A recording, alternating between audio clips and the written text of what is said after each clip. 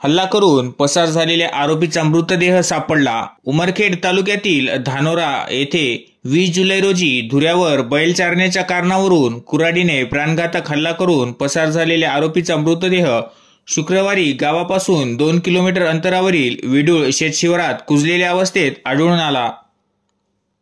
मृतदेह पूर्णतः कुजलेल्या अवस्थेत असल्याने तसेच पावसामुळे पांदण रस्ता खराब असल्याने 2 किलोमीटर ट्रॅक्टरमधून जात पोलीस कर्मचारी व डॉक्टर जयराम बन्सी यांनी जागेवरच शवविच्छेदन केले।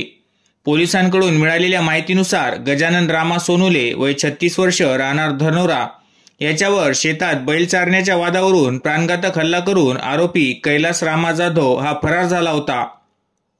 गेल्या काही दिवसांपासून त्याचा शोध सुरू होता। अखेर स्थानिक ग्रामस्थांना गावापासून 2 किलोमीटरच्या अंतरावर विडूळ शेत शिवारात संतोष विठ्ठलराव नगारे यांच्या शेतात एक कुजलेल्या अवस्थेत मृतदेह असल्याची माहिती प्रभाकर कानकाटे यांना मिळाली। त्यांनी लगेच विडूळ पोलीस पाटील गजानन मुलंगे यांना ही माहिती दिली। त्यांनी ठाणेदार शंकर पांचाळ यांनी सांगितल्यानुसार पोलिसांनी घटनास्थळी धाव घेतली।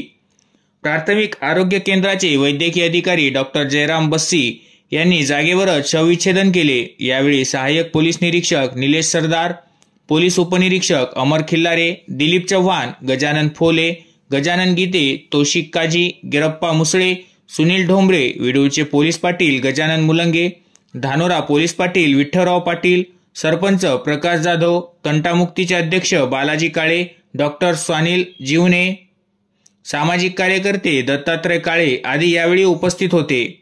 मयताचा मुलगा स्वराज जाधव याने मृतदेह हा माझ्या वडिलाचा असल्याचे सांगितले। त्यावरून हा मृतदेह कैलास जाधव याचे असल्याचे पोलिसांना स्पष्ट झाले। कैलास जाधव याचा मृत्यू विषारी औषध प्राशन केल्याने झाल्याचा अंदाज वैद्यकीय अधिकारी डॉक्टर जयराम बस्सी यांनी व्यक्त केला आहे।